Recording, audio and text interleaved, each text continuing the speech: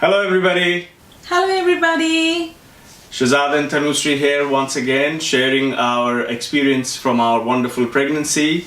If you had watched our first video on our experience on the first trimester of the pregnancy, you might have witnessed that we had a few book dedications for our unborn child, as we believe that that's the only thing that will continue to remain with the child when it grows up. Other than that, everything else, the child will grow out of it one day. So this video today is going to be a continuation of that theme. So we are going to share with you some books that we have dedicated for the months 5th, 6th, 7th and 8th. And after that, we have received a few questions from your end in terms of various aspects of the journey of pregnancy that we are having so far, and about future, how we are looking at parenting as a whole, how we would want to bring our child, etc. So I'm sure we will go through all of that.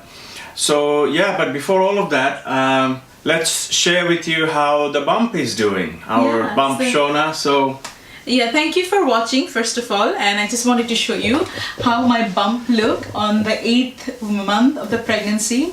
So I'm 34 weeks tomorrow. When you will watch this video, I will be 34 weeks, so that's how the bump look like now. And yeah, it's a happy and healthy bump. The baby is doing well. That's the brief update we can give you at the moment.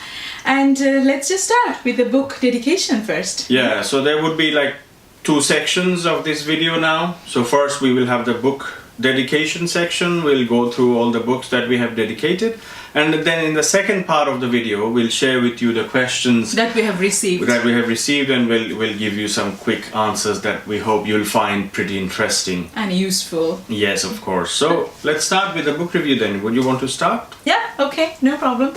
So for the 5th month of the pregnancy, I have I'm myself reading this book again. So for the 5th month of the pregnancy, I've chosen this book, which is Feminism is for Everybody, and the book is by Bell Hooks. The reason why I've chosen this book is because it's the simplest way to know or to be introduced what is feminism all about, which is nothing but equal rights for women, and it's not about hating men. So that's the simplest definition of feminism, which has been explained so beautifully in a very thin and small book. So I thought this should be my dedication to my unborn child first. So the next one, do you want to start, Shita? Yeah, sure. So for the month 6, this is my dedication. This book is called Life Leverage, and it's by an author called Rob Moore. So this book is all about taking control of your life, so that as long as you understand that time is the most important asset that a human being has, and how best you can make use of that time to, you know, increase your productivity, do more, see more, experience more, etc. Stop wasting time here and there. So I believe this is a very useful book for people of any age. And of course, this is a dedication that I want to make for my unborn child, to make sure that he or she understands the value of time, and that it's a gift. So that's the main dedication. So it's Life Leverage by Rob Moore. So the next book I'm going to dedicate for month 7 is the book by Charles Dickens, Great Expectations. As an English honors graduate, we were exposed to this world of Charles Dickens, and I thought this book would be a great introduction to the world of English literature for my child, if ever he or she is interested in, you know, reading English literature. Excellent. And so for the month 8, my dedication is this world famous book called How to Win Friends and Influence People. So I'm sure many of you might have read this book already. It's by the famous Dale Carnegie. So it just puts out some basic principles of how to deal with other people in your life. It could be at home, at an office, in you know, just all walks of life. And through these principles of life, it just tells you how to, you know, deal with people, how to influence them, how to make more friends. So I believe this is a very good book, again, for all ages, and it's a perfect dedication for our unborn child, because, you know, this whole world is a jungle. It's a crazy jungle. So I'm sure books such as this will really help him or her to navigate this crazy jungle or called life, and just make the most of it as long as he or she will be here. Yeah, I would be interested to read that book actually. Yes, so that's again How to Win Friends and Influence People by Dale Carnegie, our dedication for month 8. So now moving on to the next segment and the last segment, which is the question answer. And I did an Instagram poll and I received a few questions from some of you, which has been really interesting, and we would like to take those questions one by one. Yeah. So to start with, what's your biggest fear or concern about giving birth? I think because the baby is inside my body, I would like to take this question and answer it. I think, birth is very unpredictable. So of course you can have a very healthy pregnancy, which I have so far, touch wood. But I would also like to be practical and understand that anything can go wrong at any stage from now on up until the birth or during labor. My concern is actually, of course, to be able to give birth to a healthy baby in the most safest way possible. So yeah, as the week's approaching, although I wanted to be positive as much as possible, but I started to worry at times that, how the labor will turn out. Hopefully, it's not too long or it's not too painful. Of course, they are all going to be there. Like, it would be painful, it would be, like it can be long because it's a first pregnancy. My main goal is to deliver a baby which is healthy, and also hope that I will be healthy myself as well. So I wouldn't say it's a fear, but it's a concern, yes. Okay, so the next one is how do you plan to raise your child in terms of ideology, faith and culture? Yeah, I think it's a very interesting question, and something we could have, I think, spoken for hours after hours, days after days, but it's pretty simple actually from our perspective, that really understanding what being a good human being is. It sounds so easy, it sounds so simple, but I don't think many people understand it. So many people look at faith, they think that we're talking about religion, for example, to really understand what it means to be a human being. But we personally, actually, we don't believe in that. So actually it's pretty simple. So it's don't steal, don't kill, or don't harm anybody else, don't lie. All the major religions of the world are actually pretty much trying to say the same thing with the carrot and stick approach of heaven and hell and etc.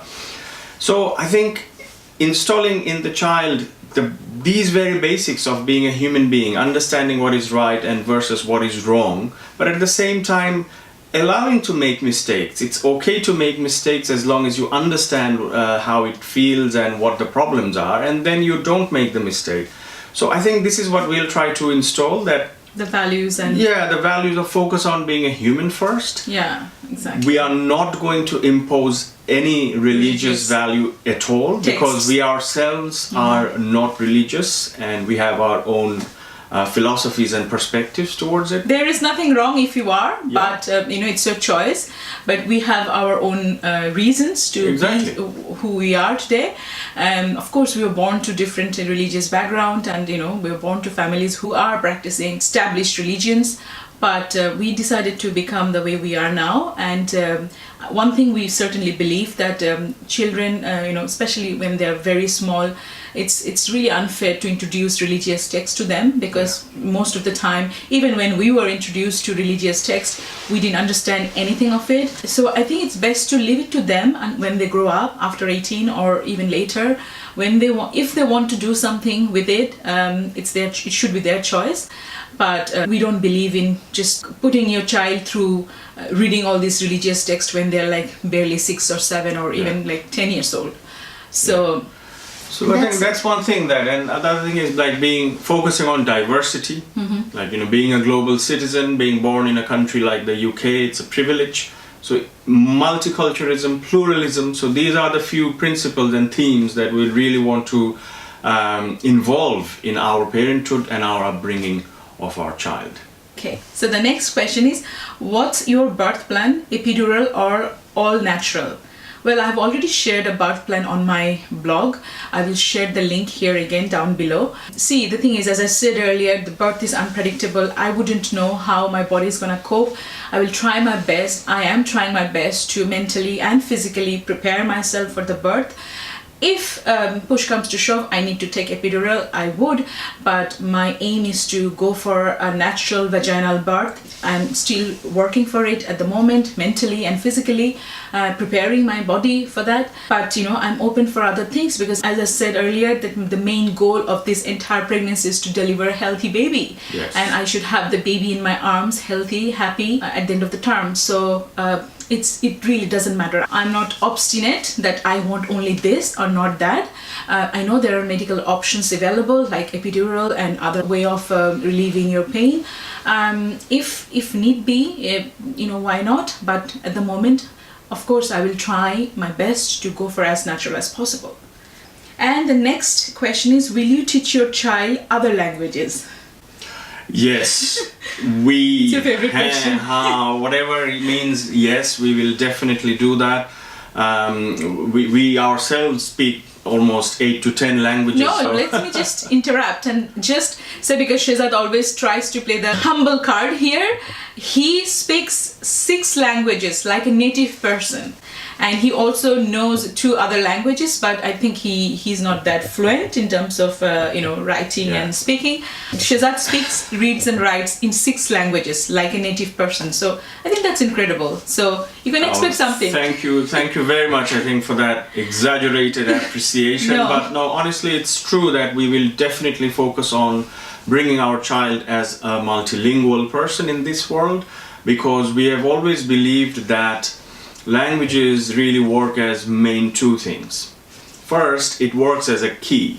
So it opens doors of new opportunities, new people, new culture, a new way of understanding and looking at things. And the second thing is, languages work as bridges.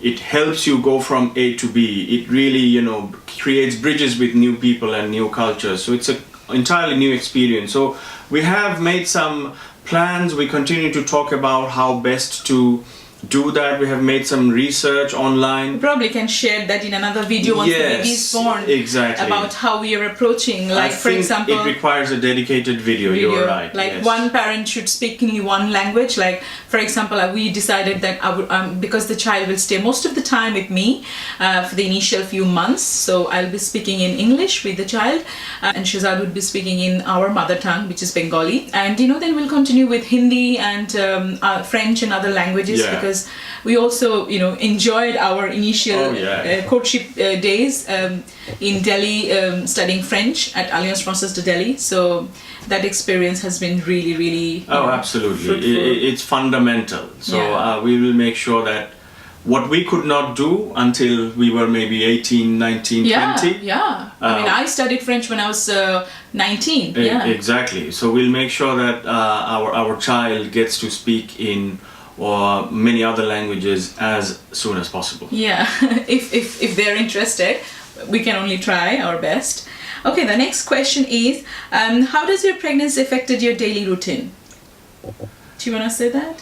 Yeah, I think you know, the very term affected it as if it gives you a very negative connotation. But I think from our end, you would know better, but I think we never found out that the pregnancy is a sickness. No.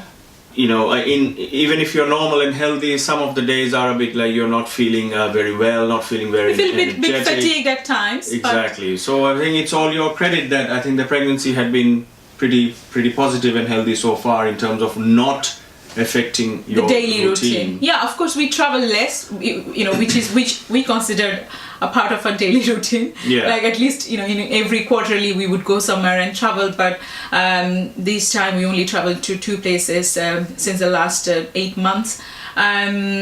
So yeah, I would say it didn't affect our daily routine at all. I'm still cooking, I'm doing all the things of the household, both of us are actually doing.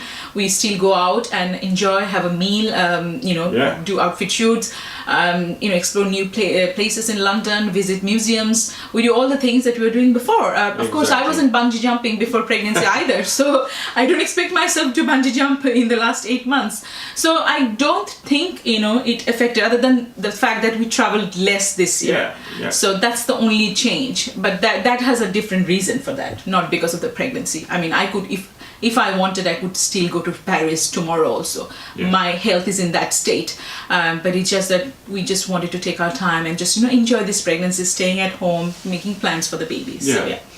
All right. So the next question is, do you recommend any books on pregnancy and childbirth?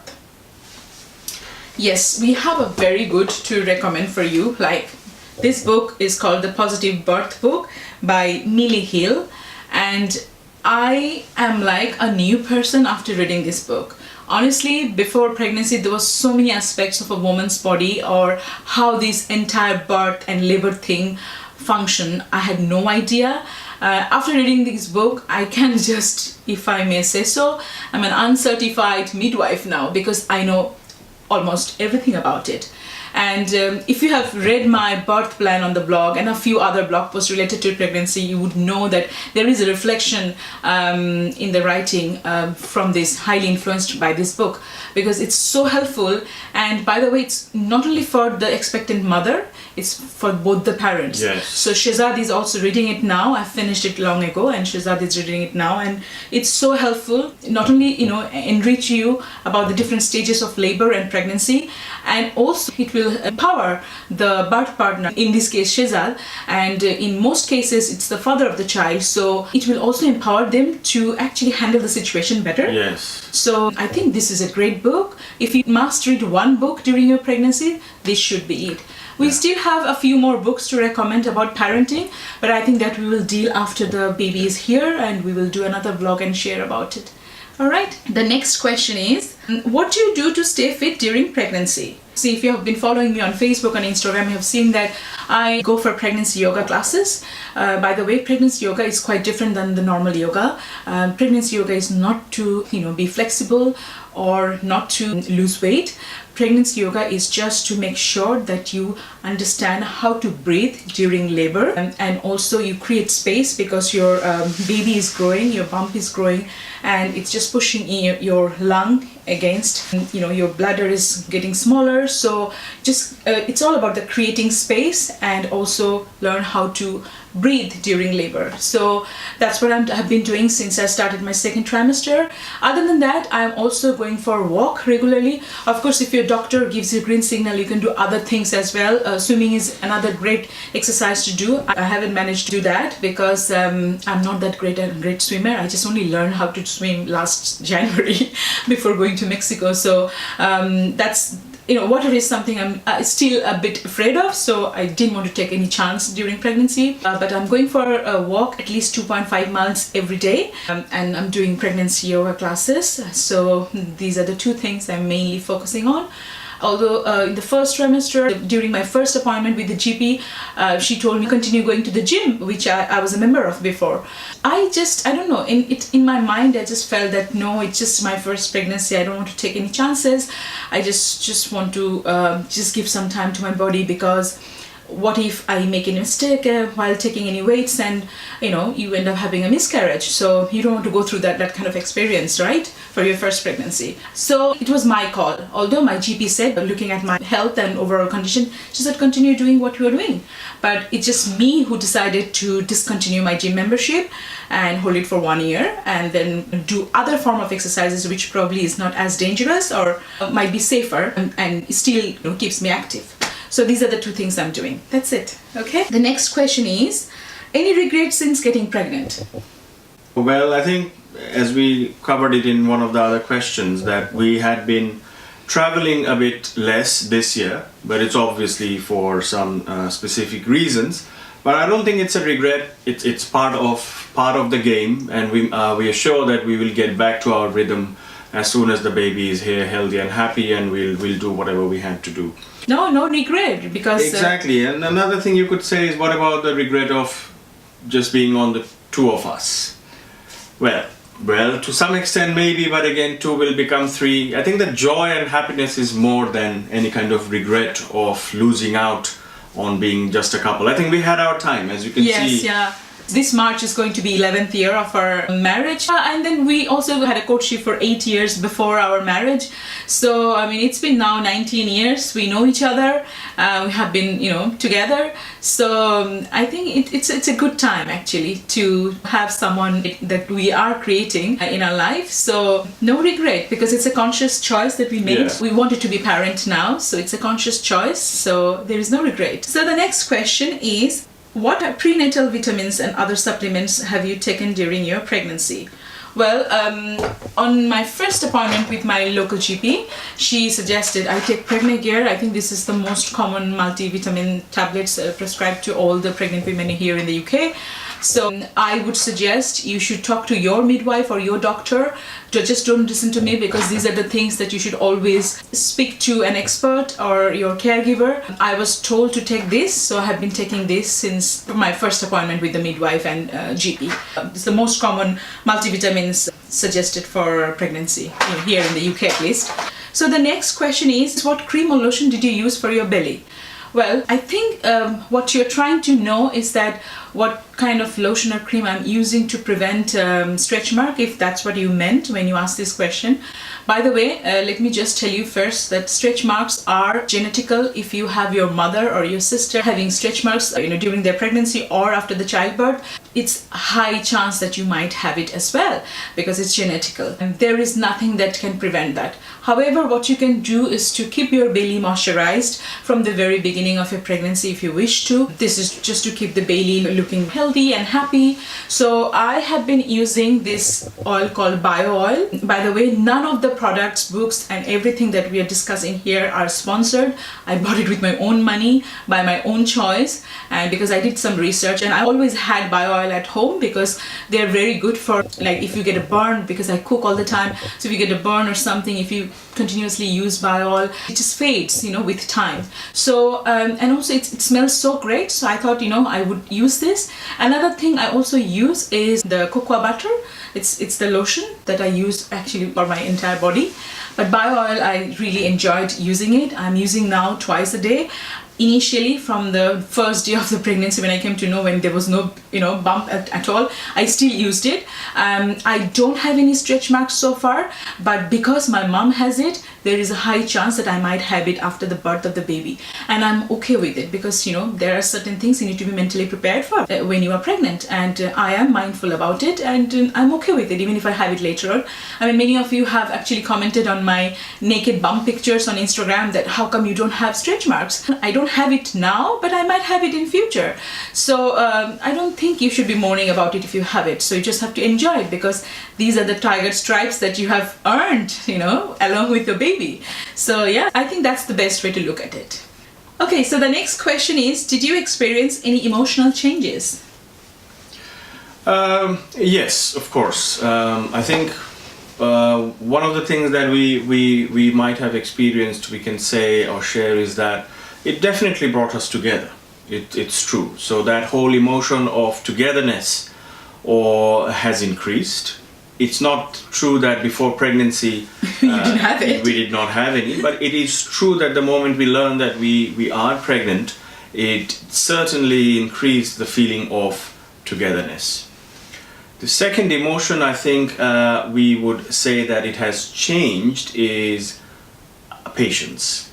So our patience in terms of how to deal with each other, or each other's moods, temperaments, and in general day-to-day lives, that has increased. So it has improved, I would say. Yeah, improved. Absolutely. And also, before when Shahzad said that it has brought us together, I think by that he meant that earlier probably if I have to buy something for myself, I take my own decision. If he needs to buy something or go somewhere, he would decide himself. But when it comes to the baby, we have been so on the same page, and we have been deciding together that this is what we want to buy. Yeah. This is what I was just I do my research first online, and then I show it to Shahzad that see this for this bed or or for this pushchair, I like this design, what do you think? So we are exchanging opinions, even the essential things that we are buying for the baby. As far as the baby is concerned, everything that we are doing for the baby, we are mutually discussing, and it's all mutually consented. So I think that's what you meant by oh yeah, that's the thing. That first emotion is togetherness, which has of course increased from where it was, and the second one is patience. So the feeling or emotion of being patient has also increased dramatically. Yeah. So the next question is, any tips for someone planning pregnancy? Well, I'm not sure whether we are qualified enough to answer this question, but based on what I understand or our experience in the last 8 months, is that first of all, you need to be mentally, financially and logistically prepared to be a parent. Of course, there are accidents happen, people can get pregnant without having any planning. We are not judging that, but for us it was very important to have a plan when to have the baby. So I think it's very important that you are prepared, that you are going to have a baby. If your question was actually hinting towards any fertility issues, I'm sorry, we are not qualified to answer that, because only the experts or the medical professionals can answer that. As far as what we did is that we made sure that we are healthy and we have a healthy lifestyle, active lifestyle. Some people start taking folic acid when they start trying for a baby. We didn't have to do that much. I didn't take folic acid before because my general diet was always healthy. Of course, once in a blue moon I eat a piece of cake also. I eat white rice also once a week. But in general, my diet was healthy. I am healthy. Both of us made an effort to not to drink alcohol, since last March when we decided to conceive. So yeah, I think these little changes we made to ourselves, that we keep our system clean. I mean, not that we are abuser of any alcohol or anything, but even if I would drink or he would drink once in a while, we made sure that from March, since we decided to conceive, we were not drinking, and not at all. I mean, some people still do, and they conceive and they still have a healthy pregnancy, but we can only speak for ourselves. So yeah, I think having a healthy lifestyle helps to conceive sooner than later, probably. That is, I would like to believe that was the case in our case. And other than that, if it's a fertility related issue, I think you need to speak to your doctor or your caregiver, because we are not actually qualified to answer that. Next question is, what do you want your child to become? I want you to answer that. Firstly, we would not want our child to become something that we could not become ourselves. So this is something we really would want to avoid first, that That's a trap. That's a trap. Yeah, whatever we wanted to do, we are where we are, and of course we do appreciate a few things, but we do not want to impose any half-finished business that we could not do. So we are producing children so that they could do that. I think it's a very wrong way of looking at it. But I think we have some preferences, of course, that it's in the end of the day, we'll make sure that the child grows up with its values and how to understand right and wrong, and it remains healthy, etc.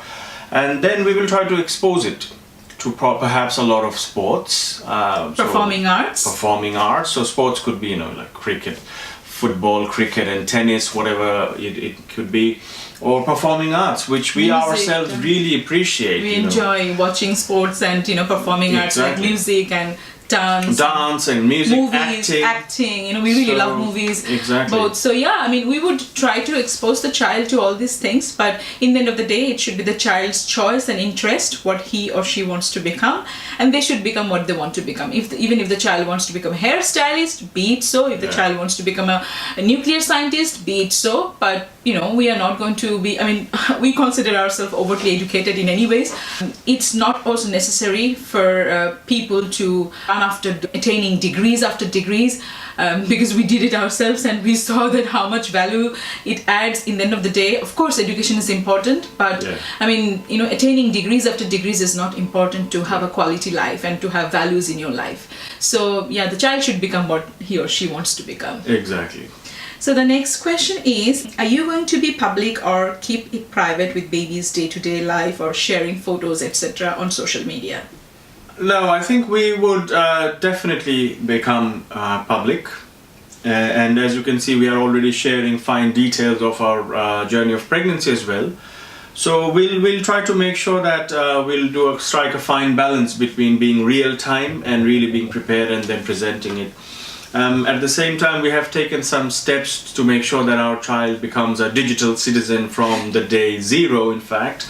And we have created some arrangements. Maybe we should dedicate another video later, that how to be prepared or how to raise a child in the digital age. That sounds like a nice title. We could work on that.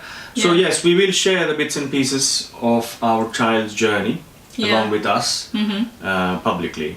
Yeah, because I think, as you know me, that I'm an evangelical sharer of things that makes me happy, and my child is going to be my happiness. It is still my happiness inside also. And that's why I think, why not? Because if I share what I'm doing, what I'm eating, where am I going, what I'm wearing, where we are traveling to, then why not the child? Because the child didn't fall from the sky.